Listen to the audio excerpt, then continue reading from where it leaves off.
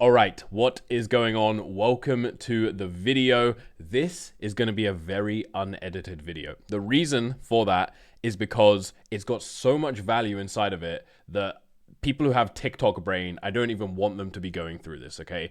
This is value packed. It's an hour-long coaching call that we've done inside of the paid section of sales.io. It is me and Cole, had some great feedback on the last episode, so it's going to be us two again going very deep into example questions, the structure, the mentality, exactly how we do our discoveries. This is going to be exceptionally value packed for you. Like I said, no excuses, right? There is a sea of information out there. It is you who decides how you're going to implement that, okay? So take this call and don't just have it on in the background. Make some notes and decide what are the areas that I'm not doing to the ability that I could be, and what am I going to set the intention of when it comes to my next sales calls on how to improve them, okay? Let's dive in. This is going to be very value packed. Enjoy. So we'll be diving in. I think really the goal here is to do a very clear, deep dive breakdown on the discovery. Obviously, the discovery is where the sale is made. It's the part that we want to be constantly refining, improving, making better. As everyone knows, me and Cole have kind of different ways that we look at the discovery and how we approach it, but obviously the end goal is to slam a bunch of deals across the line. So we'll kind of do a little bit of a dual training. He'll do a part, I'll do a part.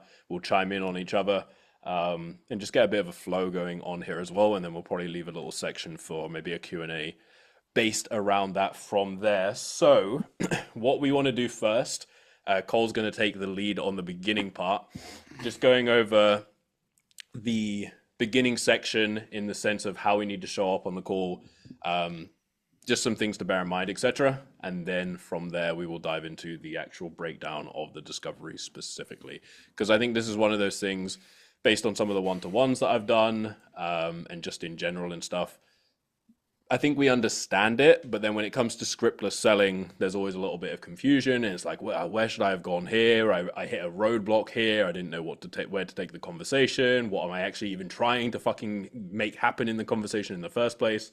All of that stuff. So we will try and answer all of those questions and also beat you to them as well. So Cole, if you want to take it away, and then we will dive in. I'll probably do a bit of an iPad thing as well For later. sure. Yeah, Scott will pull that out for this session. And we probably should have promoted it like a little bit better, but I'm really taking the best stuff that I know in discovery at a high level. Scott is doing that too. And this is really meant to be really a masterclass session, essentially. So have questions geared around discovery. This is something that we'll likely have on something like YouTube and different things like that. So really ask like just detailed questions around this, dig into it, have it all relevant to discovery. We're going to give you high level stuff, but then also very specific things around what you can do to just have a phenomenal discovery. So we'll go into the fundamental basis of all of this.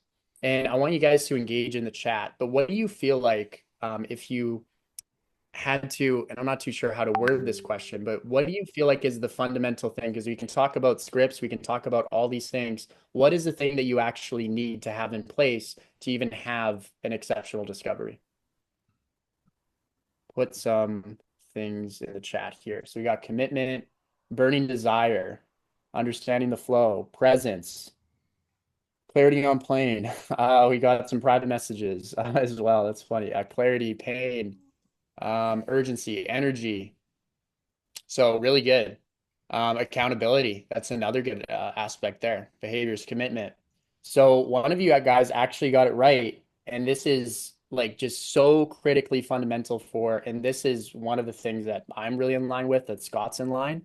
Like if you want to be at Scott's level, my level, and just any good closer I can really think of, presence. Presence is the most fundamental aspect. Yes, Simon was the one that got it there. Presence is the most fundamental aspect. And I'm not just talking about like, oh, I'm just kind of here listening to what they're saying. I'm talking about having a level of standard that you just set for yourself of a piercing presence of like, this person is with you. And we've maybe had rare encounters with those people because I feel like everyone's attention is scattered nowadays. But those rare encounters with people that actually have that thing where it just feels like their attention is wrapping around you. You'll see that with very charismatic people. When I was talking to Amon a little bit in LA, he had a little bit of that like kind of dimension of he's like really there with you. The only person it was extremely exceptional with was Tony Robbins. It was at like a different level. He brought me up on stage and I met him one on one as well. A rapping presence that's like dominating. It's like he's like within your soul level. And I think we can all kind of aspire to have that. But if you have that as the basis and you're really with that person, you're not in your head anymore, you're going to reach the level of excellence that you actually want to be at because you have to think of where all your problems stem from. All problems are problems of the mind. All problems are you getting in your head of what next question should I ask? And I should be doing this, I shouldn't be doing that. It's all these rules that you guys just put into your head that's causing this friction. So you have to have that piercing presence just to be with the person, and you'll start to actually trust what to say next. So I'll have more fundamental principles that I talk about as we go through this, but that is so critical. Dom, if it's related to presence, Yeah, feel free to it's ask the related to question. presence. Yeah. Yeah. Okay. I just want to ask, like, for me, while I'm having closing calls, it's sometimes like I'm hearing that a person is saying something like a big spew, and I just latch onto this one thing, and I already have a question in mind, and that leads to me just missing the other part of the spew that he basically said. So how would you say to deal with that situation, basically? Thank you. Just the beautiful question because that's the practicality of it. You guys are going to be latching on, and I always say, listen to an anchor word or do this. That is something. It's so hard to be calculating with your framework and then also maintain that presence. So understand that's a trade-off. You can only focus on one thing. So once you get to the higher levels of this, you'll kind of just know what to say next, and you'll just trust yourself in that moment. But understand, like when you're writing down an anchor word or you're doing something like that, you're taking away presence from that person, and that has a cost. That has a cost where you're maybe actually missing something that's more important, and you maybe jump the gun, or they're going to say something that's even better than the thing that you're latching onto. So always strive to be like, okay, maybe I'm jumping to conclusions too fast. Have that presence, and usually that thing when that statement ends, you have to have that leap of faith to just trust yourself and be like, okay, like once that statement ends, I'll know what to say and it'll be the right thing to actually say within that moment. So that is the high level stuff. I'm gonna have Scott go into like the actual specifics of how this is all outlined. There's some other fundamental principles. We're gonna go through four fundamental, but like kind of the base of all of this is unwavering presence. And it's really just a mindset shift to be just have that as a thing where I'm a person that's present. Like make eye contact with them more. Don't be in your head with certain things. Like set it as a goal. One thing I did too is I would meditate. I haven't done it recently, but I did it for about 160 days. I would meditate for an hour every single morning as well. And that massively helps with presence on calls. So whether you guys meditate a little bit more, do little things like this, that will build your presence, but set it as an intention and just automatically have that as kind of a default character trait that you have there. Yeah. And there's a reason, guys, that we always hear the same things get recommended. Like, oh, weird. Cole's super present on calls, and he done 160 days of meditating straight. We hear the same things. We always hear, okay, you should do this. But the likelihood is that you won't go and do it. And then you're going to jump on a one-to-one with one of us or just on a group call and say, hey, like, I'm really struggling with presence. It's like, there's no magic pill for it, but there is actions that have been outlined by everyone on the like there. There's no magic pill, right? So to your point, Dom, as well, a lot of it is like perspective shift towards like and it happens through evaluation, and then as time goes on, it happens more real time. So like you getting so hung up on like, okay, this is the question that I'm gonna ask him, like this is gonna be the best question, like Cole said, you might end up missing a way more powerful question because you were so like selfish in that moment to be like, oh, I've got the great question. I'm just going to hold on to that. Fuck what else they say. And you've got to have that perspective shift to like, I might be fucking up the sale for me and for them by holding on to this. All you got to do is like empty your mind, make the notes, make the key kind of wordings and the anchor points. And then like, if you get to the end of it and it's like, they've finished talking, you look down, you evaluate, you sit in the silence for a bit, and then you weigh up, okay, that was the thing they said that is the most powerful leverage point that I have in this exact moment. Okay. But it is a process. Like it's going to take time. There will be times. Okay. Now, what we're going to do, we'll pull out the little iPad. I love doing a little iPad thing. Let me actually, I hope this is on the right thing. Should be. Oh, fuck. Clicked the wrong button. So I want to give a little bit more of kind of a structure, an example of questions and various ways that we want to take it and I guess the analysis behind it. And then Cole's going to go a little bit more, I guess, analytical and more direct with certain parts of it because that's kind of how our brains are. Anyone that's been on a one-on-one with me or just been on a coaching call and they say like, yeah, how should I do this? I'm like, I don't know. Like, I just fucking do it. I've done it for so long. Like, I just know what I'm going for. Like, in my brain, I'm thinking, why is this person not already got what they want? And those are all my questions. What have you been doing? What does that look like? How's that showing up in other areas? What else have you tried? Why do you feel like that hasn't worked? What do you think of the missing pieces? Like, I'm just blah, blah, blah, blah, blah. I'm going to keep going until I find the crack, and then I'm going to penetrate that crack, right? For lack of a better term. So, anyway, obviously, to start with, we want to have like a strong opening question, right? So it doesn't matter how specifically you word this. I think most people know this already, but then a lot of people still are not doing it. You're opening the can of worms for an unproductive conversation to say like, cool, so give me a 30,000 foot overview of, your life. Because they're going to be like, yeah, in the mornings I wake up at 5 a.m. and I take my kids to school. I literally reviewed a call earlier that was this, I'm quoting this verbatim. Like I wake up at that time and it's hard for me to go to the gym. But so now I started trying to wake up at 3:30, but then I'm so lazy there. And it's like, oh my God, like we have created an environment where they're just going to spiel a bunch of shit. Okay. So depending on what it is that you're selling or where they're currently at, right? You either want to be focusing on what is their problem, what is the challenge, what is the bottleneck, right? Whatever it might be. So what is the biggest bottleneck in your sales process right now? What is the biggest challenge you're having with your e-com store right now? What is whatever, that type of thing, okay?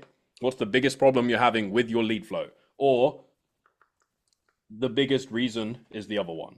So what would you say is the biggest reason that you are looking to get into copywriting right now, right? We always want to bring it to the now.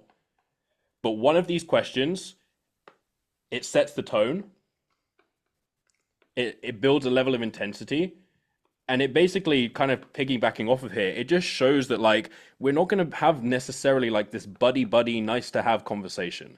We're actually here as a consultant, as an expert, as someone to bring them a level of resolution to their issues. They wouldn't be on a sales call if they didn't have a problem.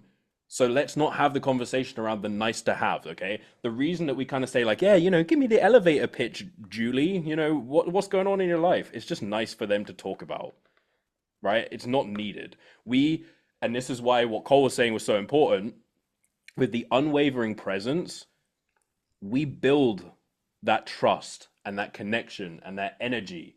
Okay, we don't have to have some buddy conversation. If anything, if you look at someone like Tony Robbins, which was the example he gave, it is their presence that builds the trust. It's not the things they're saying, because he's probably having pretty tough, difficult, challenging conversations with these people.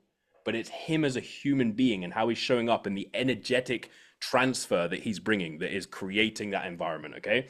So that is the most important thing here. Set the initial tone. Now, what I then see, which happened earlier on a one-to-one, is you'll get two types of responses to this. A very vague surface level response, or they pour out a bunch of shit, like good stuff, like a bunch of things that are going wrong. Yeah, I've been struggling with this. I'm working a 9 to 5. I'm working too many hours. Honestly, I'm just kind of getting sick of it and blah, blah, blah. And I've been in this cycle, and they're going to give you just an information bomb. And then we're going to unpack that. So let's say that you said, cool, what's the biggest reason you want to get into copywriting right now? And they just say, to make more money, right? Which happens. This is what I'm talking about when I say, go deep and actually understand what the fuck their life looks like right now, okay? I know nothing about them, their situation. That barely says them, but whatever. I don't know anything about their problems. I know nothing, okay? And just like a doctor wouldn't go out and prescribe something in this situation, we have to do the same. I have no idea what's going on in this person's life, what's going on in their situations, if they've even got a problem, what they've already tried. I don't know shit about them. The only thing I know is their name and they want to make money. That's nothing. It doesn't give us anything. Okay. So we're now going to take the doctor approach and we're going to understand, okay, well, how long have you had this rash? Okay. How bad is the rash? Right? Is it spreading? Right? We're just going to collect the info, the relevant info right now. Okay. Because when we go deep on getting the facts, we're going to get clarity on where the issue actually is. Because if they're on a sales call, their current reality is not where they want it to be. So they may say, yeah, I just want to make a bit more money. Right? So we're going to dig apart all of those things. Okay. So they're working like a 9 to 5, for example, right? So we would obviously say, cool, what's the 9 to 5 that you're in? Okay. We want to figure out how much they get paid. Are they underpaid in this 9 to 5? Are they working too many hours? Right? Has their salary increased in the 3 years that they've been there, for example? And then we can start to like ask them things around that. So for example, one thing that I often do is like, let's say that they've worked there for 3 years. I'll take that salary increase and I'll spread it across the 3 years. Let's say they had a pay rise last month, but I'll average that across a year.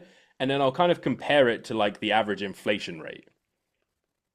Because I want them, this is a big part of sales, I want them to look at it from an angle that they've never really considered before. They're probably not thinking, is my pay in line with the average inflation increase? They're probably not thinking about it, right? So my thing here would be like, cool, have you had any pay increases in the 3 years you've worked there? Oh yeah, I had a pay increase last month. Cool. What were you on before? What are you on now? Are you happy with that increase? Given that you've worked there for 3 years, are you happy with that increase that you received?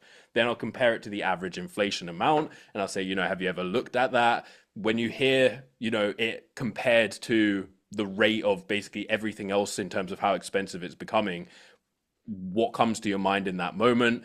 I'll just do all of that kind of stuff. Then we want to start to get a tie down towards like where they're at with the vehicle that they're in within the 9 to 5. So I'll ask them like, do you feel like you can make more?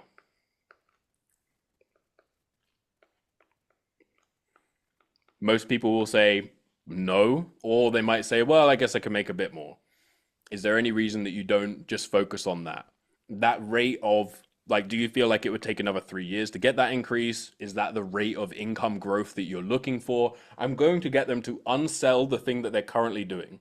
Okay. Like I want them to get to the point where we know that this is no longer an option. This is not a viable option for them. Okay. Then I will start to go more down to like the shifts, right? What's happened recently? So I'll ask them like, was there something that happened recently in their life for them to now look into this as like an alternative? Bring it into the now. Like what shifted recently for you to now look into this? Given that you've worked at this role for the last 3 years, was there anything specific that's happened recently for you to now look into this more seriously? Okay. And then it's kind of like, what specifically have you looked into in the past? And I've said this before, your tone of question should always be focused around things like this. We don't want to say, what kind of things have you looked into in the past? What specifically have you looked into in the past? It just changes the tone of that conversation in general. You will ask a more direct question. You're going to get a more direct answer as well. Okay. And then we're figuring out what they've looked into in the past because they've been doing the same thing for 3 years. Right. And then we obviously want to understand, did you start any of those? How did they go? And if they didn't start any, it was like, why not? Okay, because each one of these has its own like layers of conversation that we need to unpack.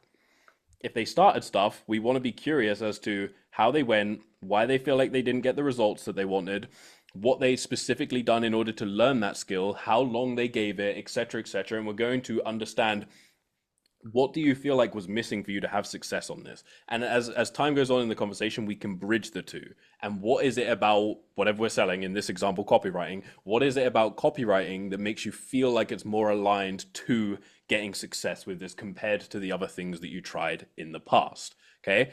Then for me, I always ask the question around concerns. This is where I'll start to bridge it more towards commitment. Okay. Like I said, Cole's a little bit more methodical with a lot of these things. And I think stacking these trainings together will give a lot of clarity in like together when we combine them. But I would just kind of ask a question like, I guess, do you have concerns that like, if you continue at this pace, you're going to allow another year to slip by whilst being underpaid, undervalued, and unhappy, right? But I would take the specific things they've told me about why they don't like the 9 to 5. But let's say in this scenario, they've mentioned that they feel like they're underpaid for the amount of work they do, they're undervalued, and they're just generally become unhappy in the role. So I'm going to ask, do they have concerns that if they continue at this pace, they are going to basically have another year slip by? You see how it is basically the question of, well, what happens if nothing changes in 6 months? But it's contextual to them as a human. No one is saying to their friend, like, well, what happens if nothing happens? They'll be like, what do you mean? I guess nothing will happen, which is pretty much the answer I get every time I've asked that question. Okay. Compared to, I've taken what you've told me, I've listened, I've understood you. Do you have any concerns that you've been looking into this for 3 months? And if you continue this pace of action taking, you're going to allow another year to slip by, remaining and feeling within this way, right? How long do you want to continue to run that risk for? Okay, this is how we're going to start to push that commitment towards them. Okay, so this is like an example, roughly like bare bones skeleton mode of where I would start to take it if I just get a vague little, yeah, I want to make more money, right? I'm going to understand about all of this shit. And then what you will do, which I done on like a one-on-one kind of role play earlier. Cole, do you want to chime in? Yeah, and just to go to really the next, I was going to go through kind of 4 points. This lines up perfectly with what me and Scott were kind of talking about before. But notice what Scott is doing. It's this whole idea of, and I would have this as, have like one core idea, presence. The second core idea when thinking about discovery is expansion. And notice what it did. It was just this surface level thing. There's like nothing, no clarity, no dimension to the thing. It was this whole idea of expansion. And then it'll go into the next thing, which you also need to have for this to be really good. But it was like, hey, did you notice this inflation cost? Did you notice this? Did you notice that? And I want you guys to think in those levels, because a lot of the times you guys will bounce just between like this question and then this question. There's no expanding of it. It's asking a question for just the sake of asking a question. And there's no like depth and expansion that is actually created from using those tools. So just a key point there. And then it allows, as Scott was saying with the context, is you stack all these different things that you're doing. And it's like, how long do you want to live with this, being unhappy with this, and this? So when you have all this expansion, you're creating emotional weight in the conversation. So when you ask that cost of inaction question at the end, it actually like hits them hard to their soul of like all these things I didn't realize, all of these costs that Scott has expanded out for me. Look at how pressing they are. I don't want to live with that anymore. And they're actually able to truly take accountability for it because they see the gravity of the situation. But if we don't show the gravity of the situation, the pain that they're in, then there's no reason they would take commitment for it because they'd be like, why would I do that? There's no point. Yeah. So that's the only thing I would add. Have presence, and then your second fundamental is that expansion idea. 100%. And like the point here is that like it's showing up in other areas of their life. So like I done a one-to-one earlier, and then we were talking about how they feel.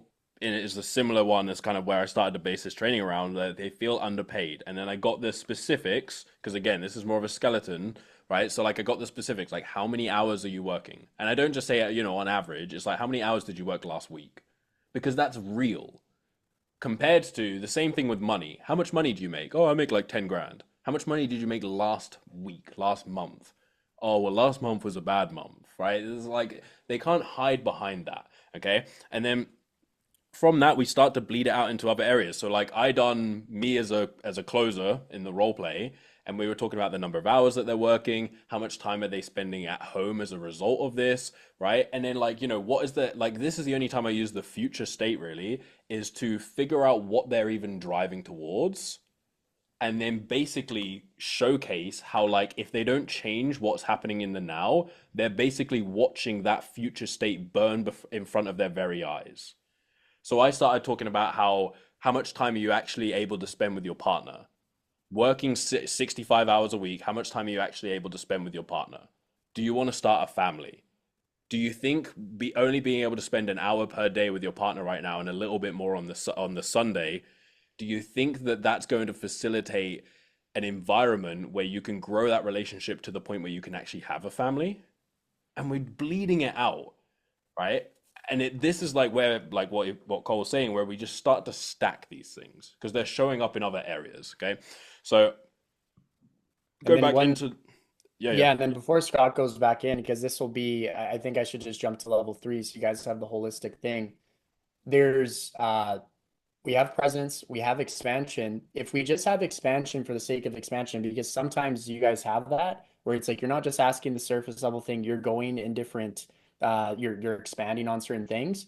There needs to be the third part of this, which is emotional momentum, a feeling of emotional momentum. So not only are we stacking, but we're stacking kind of like a laser, like a piercing laser towards a direction where you can feel it. It's almost like especially when you do a really good call, you'll know that if you've had a good sales call, it's like an emotional transfer where we're taking all of these pain points, all of these things, and it's like we can feel that energy at the call and we can feel them actually having these insights, having these shifts as we're with them and present on the call. So it's almost like we're doing like a version of like energy work through our language and stuff with them, but it needs to be that. And that's the sign that they are present too. They're actually enrolled in the conversation and that things that we're saying are actually making an impact to them.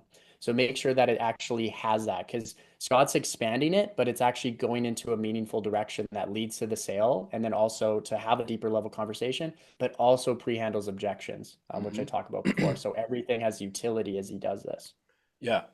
And I done a core review. I won't say with who. I mean, they can say me in the chat if you want to, but like you can feel the difference between we have understood their situation. We've figured out how many hours they're working. We've layered that to the amount of time that they're actually able to spend at home. We're building all of this stuff, okay? And we're building this momentum and it's contextual.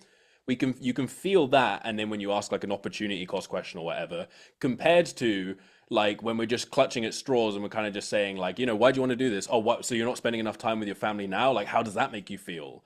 And they're gonna get a little defensive. They're just gonna be like, well, like it is what it is. Compared to like, okay, we've understood that you're unhappy in your role. We've understood the number of hours that you're putting in specifically. We've then built that into what that looks like in terms of an amount of week where you are able to be present with that partner, right? And then what are the goals with that partner? And it's like you actually understand that individual, and then you just pose that question like, do you have concerns that those goals you mentioned of actually having a family wouldn't it wouldn't be the best environment to facilitate that if you were only able to see him an hour, right? It's the contextualized manner of it. So we'll bring out the iPad. This will probably be the last time as we just go into a little extra area here.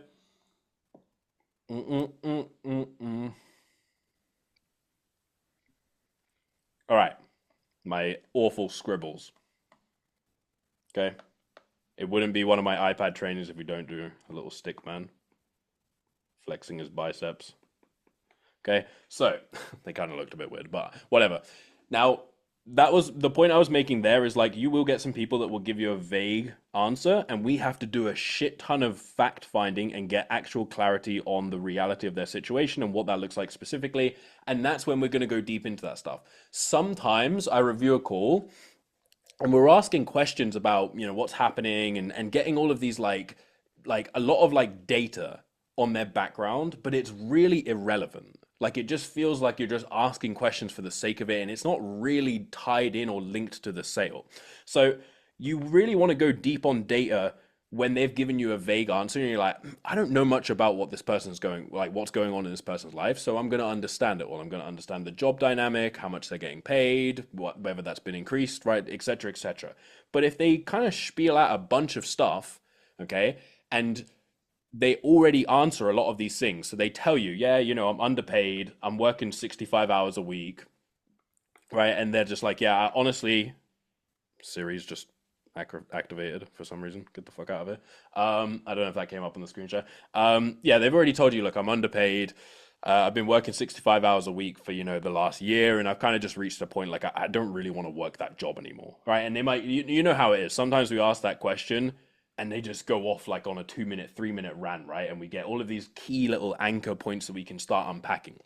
We don't need to focus so much on the initial facts because they have already taken a level of ownership that they no longer want to work that job and that their situation is not good enough, right? So here, a lot of the time, basically how I look at it is like someone who just says, yeah, I want to make some more money.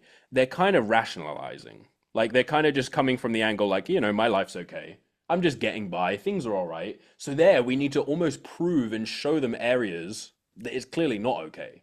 And then we can ask them that. Like let's say one of the questions in it was like, yeah, I'm making like 2K a month. Are you happy with that? Well, it's enough. I'm kind of getting by. I'm going to start to challenge that. How long have you just been getting by for? Is that the only thing that you feel like you're worth? Like, are you happy just to get by for the rest of your life? Like, I'm going to start to challenge that and present it to them.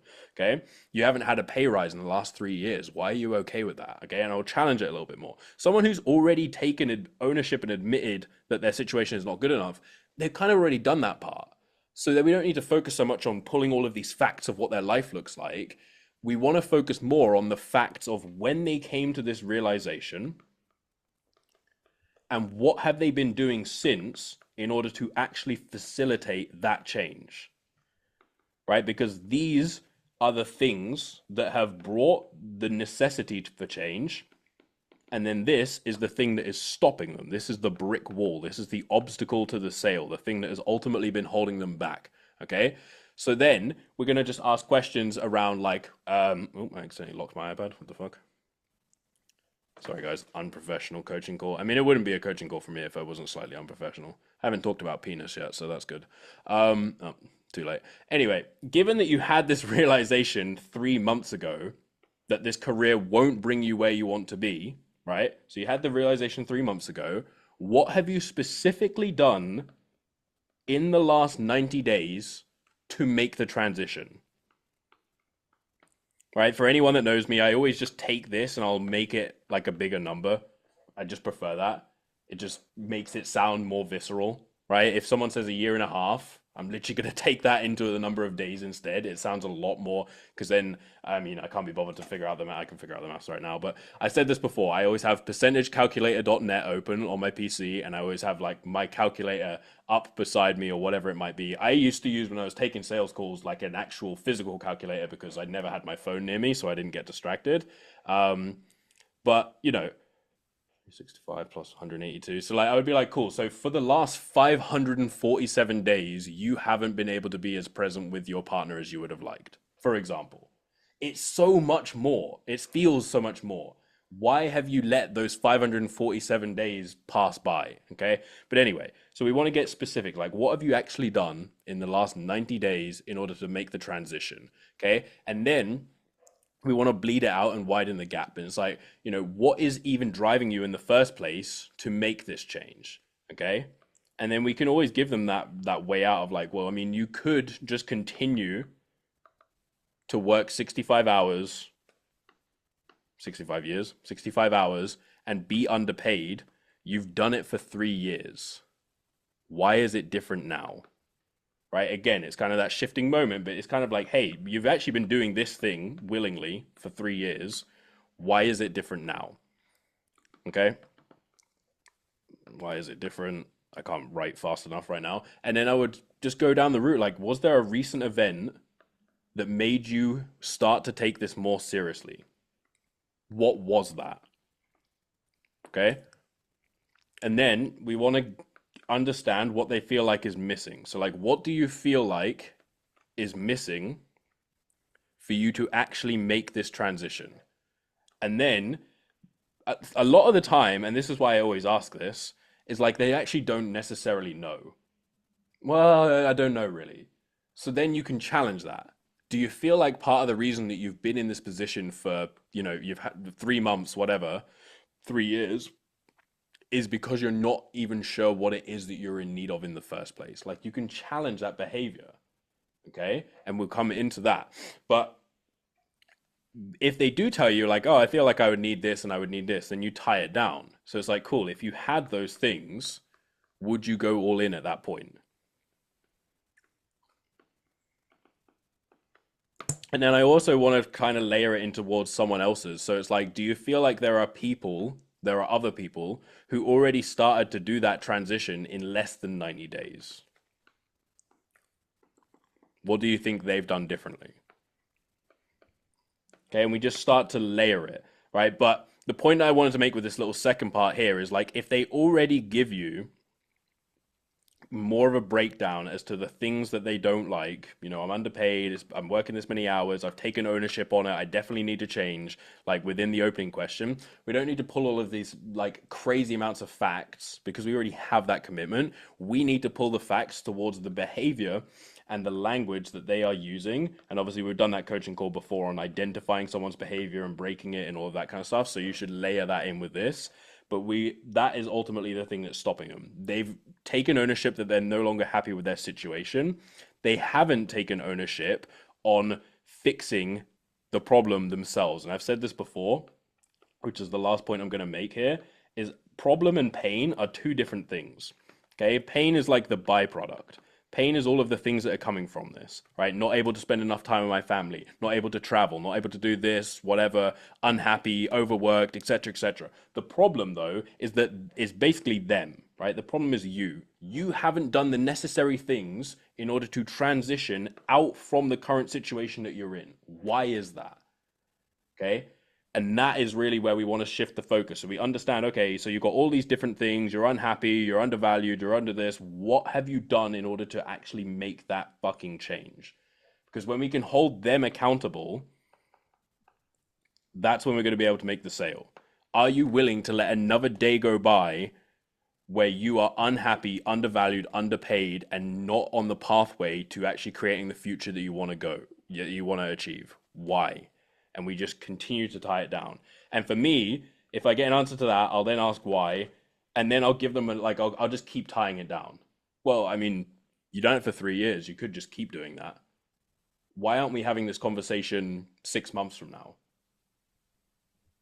Do you want to keep pushing this ball down the road, or do you want to like actually move towards making a change?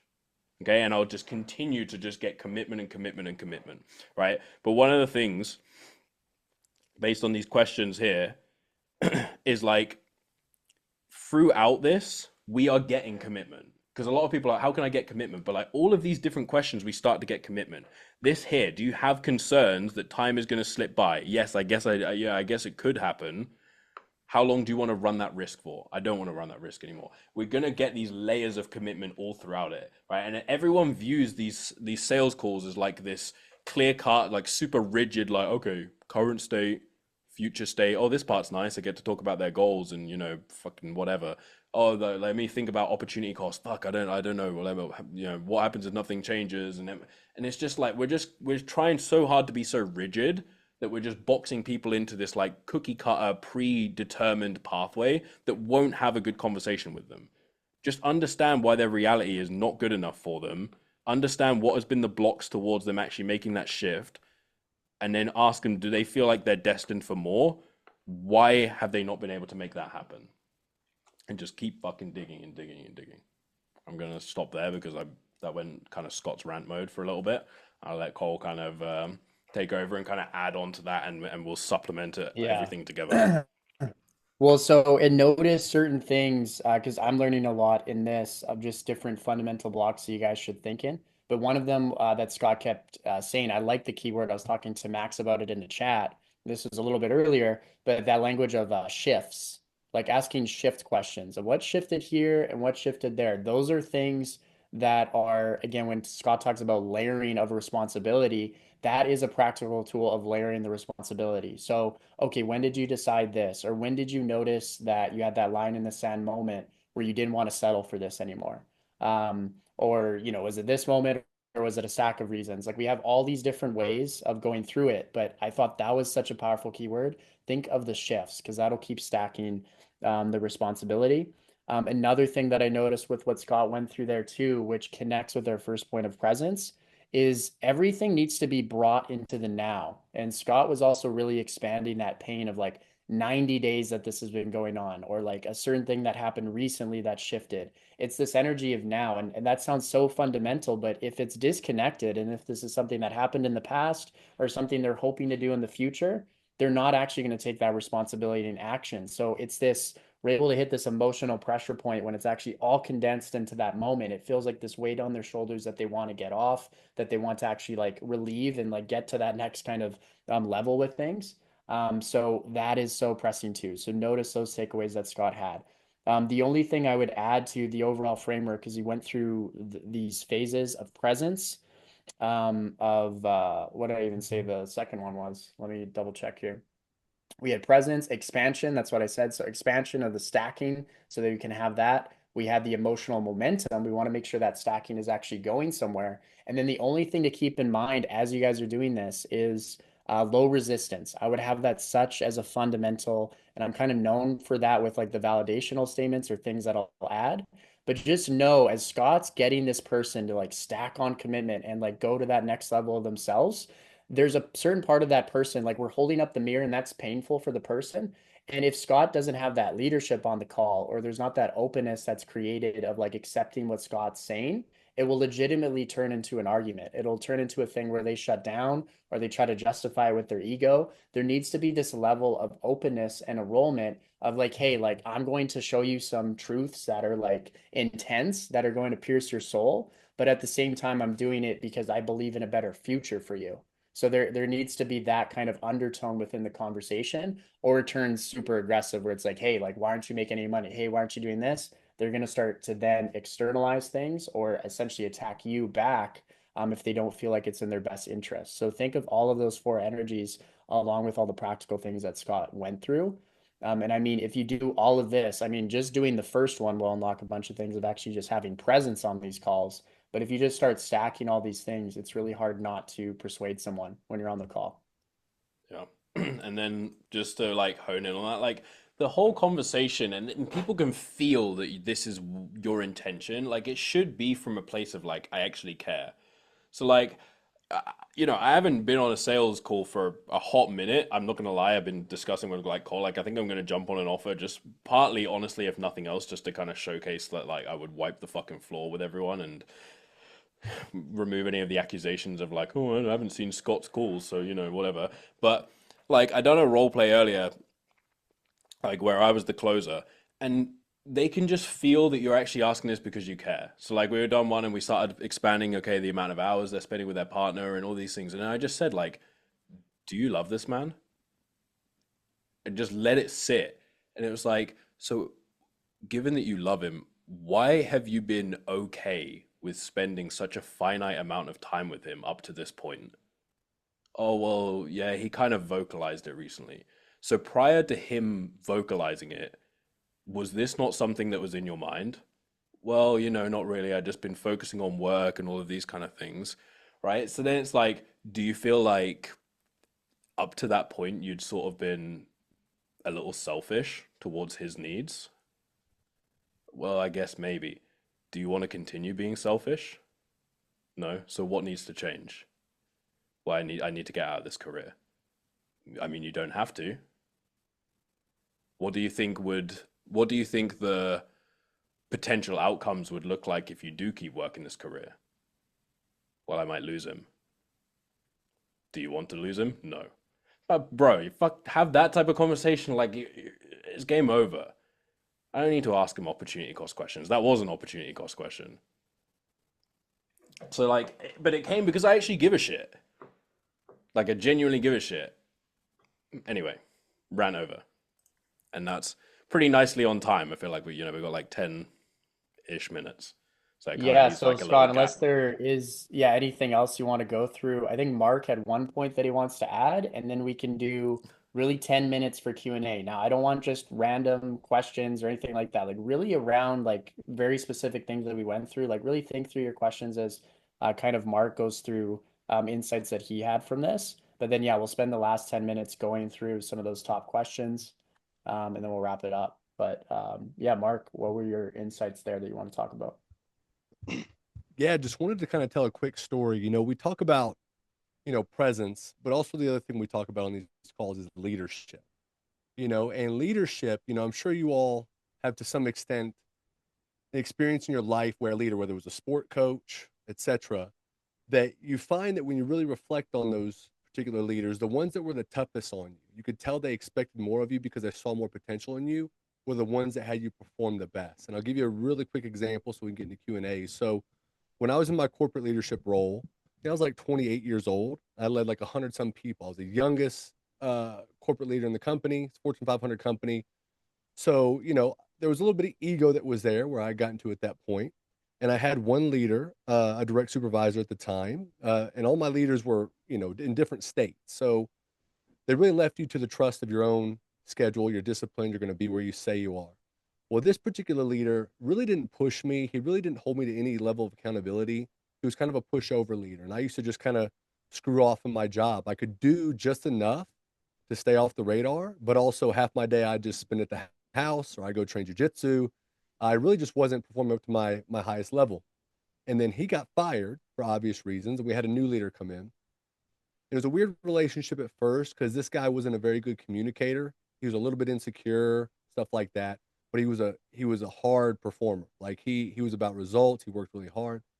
And I remember one day he pulled me into his office and he gave me what's called a letter of concern. And that's when you address somebody in a corporate level. It's kind of like a write up, and his communication wasn't very good. He didn't do a good job of articulating why he was doing it and exactly what the reasons were for that. So it was a little bit of a hostile interaction initially. And I left going, who the hell is this guy, etc. But after the dust settled about 2 days, I thought about it and I called him up and I said, hey, Ernie, you're 100% right. I haven't been performing up to snuff. I appreciate the fact that you're expecting more of me. And I want you to know that I'm fully committed to fulfilling my role to the highest level moving forward. And I became the absolute best in my role from then. Now, the message he was trying to convey to me, again, he wasn't good at it, but what he was saying was, you're not performing to the highest level that you need to be. I know that. I know there's more potential in you. And that is what essentially pushed me over to where I became the highest version of myself in that role. So while his communication wasn't there, he obviously wasn't very good at sales because his clarity in the messaging wasn't good. Once the dust settled, I got it and came back to him and said, you were right about every single thing. And my entire trajectory with the company changed after that. And I still contact him to this day when I hit my milestones in my own entrepreneurial journey and say, hey, Ernie, it's been 6 years since you wrote me up. It's been 8 years since you wrote me up. And you changed my perspective on everything that day. I just want to remind you that you had a huge impact on where I'm at right now. True story, 100%. So when we're on these calls with taking a leadership role, we feel intimidated to challenge people, but that's where like getting the clarity on where they're at, but also, providing context as to why you're asking the question instead of just, again, we talked about it several times, question, question, question, because it just sounds rehearsed and scripted. The context you can provide to these questions can really kind of settle the blow, but also let them know this is in your best interest. I'm coming from a place of care and expecting more out of you because based on what you've told me, you're not performing up to your highest potential. So just something I wanted to share, but also so you can reflect on leaders in your life. The ones that pushed you the hardest and expected more are the ones that probably you'll remember and actually change the way that you operate on a daily basis. Yeah, really. 1000%. Yep. Yeah, really well put, Mark. So yeah, we'll do a couple of questions. Again, have them be very thoughtful, strategic around discovery, around the topics for today. And then just also too, for the structure of this, make sure that you post, we're not doing it in the WhatsApp group anymore, but in school, the only way that you guys learn this is through reflection, right? It's not just through you listen to this and you take some passive notes, thinking through your actual process of maybe points that you're sticking on and actually thinking through that and then sharing it with the group. That's what's going to allow this not to just be head knowledge for you, but be instinctual for you. So make sure you actually write this out, post it in the group, tag me and Scott in it. We can like refine certain things. But make sure you do that to just accelerate all this. But yeah, we'll jump into the first question. Tommy, what's on your mind? Yeah, so first, like, great call. It's actually cool that you guys actually did this after yesterday's call, which was all about, the framework and really having like a step-by-step example we can dissect is like super useful, at least for me. And then Cole, you mentioned a word, low resistance. And because I was thinking when Scott was telling, okay, if this guy doesn't own up his problem, you need to like dissect it and really take all the bullshit basically.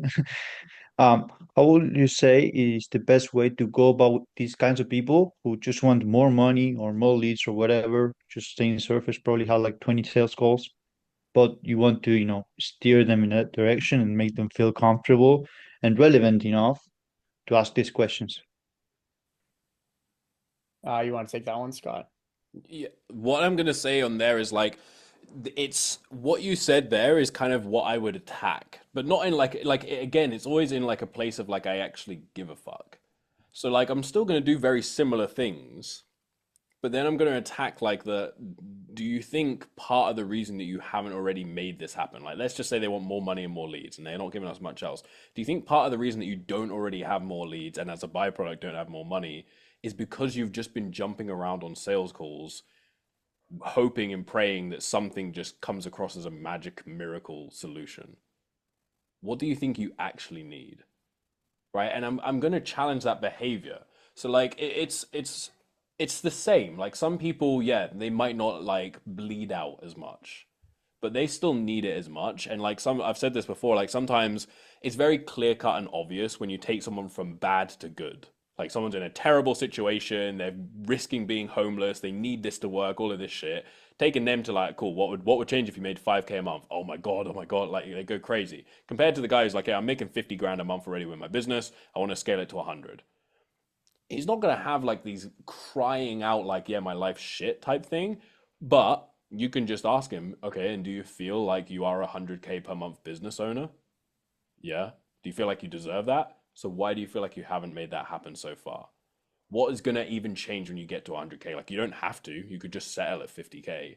And I'm still going to get him to get admittance and ownership towards like his situation is going to improve. And I would literally frame that in the same way. Like, look, man, I get that you're in a good position. We're in the business of taking people from good to great. So in your eyes, what does great look like? What's actually going to change? What's this going to facilitate? And then, like I said, if in that example he's been on 20 different calls, like I'm going to challenge that behavior. How, like, okay, so you've been on I mean, 20 is a lot. Let's say it's five. You've been on five different calls. What was it specifically about those calls that didn't make you feel like you could move forward and get better results with them? Start unpacking that. So, what are the key metrics that you're looking for when it comes to making a decision around this? I always ask that question because half the time they don't fucking know, and then you can challenge that. But again, then you could just say, and I'm curious, when was the first call that you had? 2 months ago. Do you think if you had pulled the trigger on something like this 2 months ago, you'd be in a better position than you are currently or a worse position? Probably a better position. So why are you continuing to jump on calls and not committing to anything? Do you think that's the best thing you can do for your business right now? And like, it's like I'm sort of challenging him, but I'm not to the point where I'm roasting him or destroying him or anything like that. Like it's just true. It's just the reality. And you can say that to them. And one of the most powerful things, like with what Mark was saying, if that guy wasn't very good at articulating, but his intention was there, that's good. But then our goal should be, okay, how can we be someone that can articulate it? And you can create that room. And like, if it starts to get really intense, you can just pull back and say, like, do you know why I'm even having this conversation with you? Because I actually care. I actually want to see you get better results. And I have concerns that if you keep doing the same things you've been doing so far, those results aren't going to happen. And you just lay that out, the situation's diffused 100%. But it's better for you to be pushing too much on intensity and need to pull off a little bit than it is for you to kind of pussyfoot around it because you're like, I don't know, this could cause some friction. Like they need friction. Friction's where we're going to create the sale. So Awesome. Awesome. Perfect. Yeah, and then Josh, go ahead. My question was probably both directed to Scott and yourself, Cole. In terms of data lying within the specifics, working through discovery, there are often times I find as I'm digging to that shadow self at level 2, 3, they bring up a pain point that has data to it that wasn't really covered at the beginning. And when I try to dig into like the quantitatives of that, I feel like I start to lose momentum on the pain, like I'm pulling myself back out of that deep level. Do you guys have a typical way to approach that so you can kind of stay apart from like the obvious tonality and slowing down, so you can stay in that kind of intimate pain zone while still kind of going and collecting data? I'll throw in, I don't know, maybe Cole wants to give his viewpoint for it. From my viewpoint, the way I try to view like collecting this data and getting that is like I'm getting a very crystal clear picture of what's going on right now. As long as I have like a pretty crystal clear picture of their current reality and then the pain that's happening from it, they might give me a piece of data on that thing. I'm probably not going to dive as deep into it because I already have a lot of clarity on the things that are bad. And you've got to factor in, like, we've probably got, I don't know, 30 minutes, roughly for a discovery, like, like of the actual discovery portion. So you got to be careful of, like you said, losing that momentum. So if we've already got a pretty clear picture of what's going on, why they're not happy with it, and the pain that's coming from it, if they tell me a piece of information, let's say it's around the amount of hours that they're working, I might not go so deep into it. Like, how many hours, how long have you been working those hours, and pull it out, because like I already know that they're unhappy with their situation. So then my thing's going to be more around like, okay, working that many hours, why is that something that's an issue for you? How long, like, and then I'll take it, but it's going to be more like emotional pushing as opposed to like, okay, let me figure out how many hours. I'll just say like, cool, well, how are those, like, doing that amount of hours, how's that showing up for you? And it would just be like, I'm not going to pull out like the quantities and the specifics of it as much, because we're already deep into it now. That's how I personally would look at it. Cole, I don't know if you want to. Yeah, exact same thing. So just don't use that like tool in your tool belt of like getting more clarity around it and like doing all that so that we can build up pain. Like we've already kind of done that with maybe another core thing.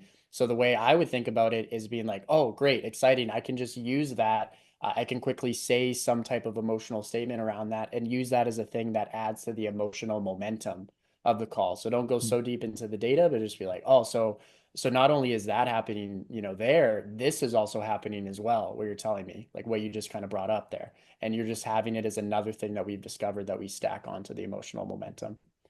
So really good question, but yeah, if you're already making that progress, just keep the momentum if you're already on track with things. All right, cool. Thanks, gents. Awesome. Such a high So level yeah, call, guys. I'm just yeah, blown great away. call, Such a high everyone. level So call. yeah, so make sure everyone posts. Again, you'll get this to be instinctual for you if you reflect about it. So post that in the school community, message me and Scott. But yeah, Scott, unless there's anything else, hope No, everyone has I a good week. mean, like I said, guys, like a lot of this is it's a process, right? Like there's gradual incremental increases from all of these things. So like you constantly want to be evaluating which parts do I feel like were my leaks, what kind of made sense with me, what were parts that I needed to implement and tweak and improve, and then you can work and set the intention on that. Because I've said this before, there's a lot of fucking information at all times. You've got to apply it to like you and what you feel like you're in need of right now, and then ride that momentum specifically. Work on optimizing, work on implementing that. And then by the next week, 2 weeks, whatever, like you're going to have different bottlenecks that are coming up. But okay, cool, I took this thing, I conquered it.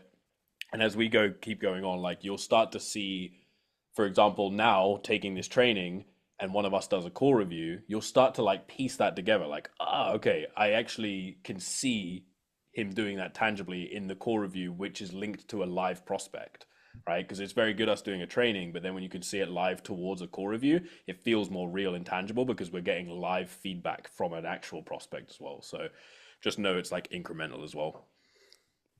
And speaking of call reviews, guys, don't forget we're reviewing one of Cole's calls tomorrow, so you don't want to miss that. If you want to see Cole in action, that's on the agenda tomorrow. It's in the free group.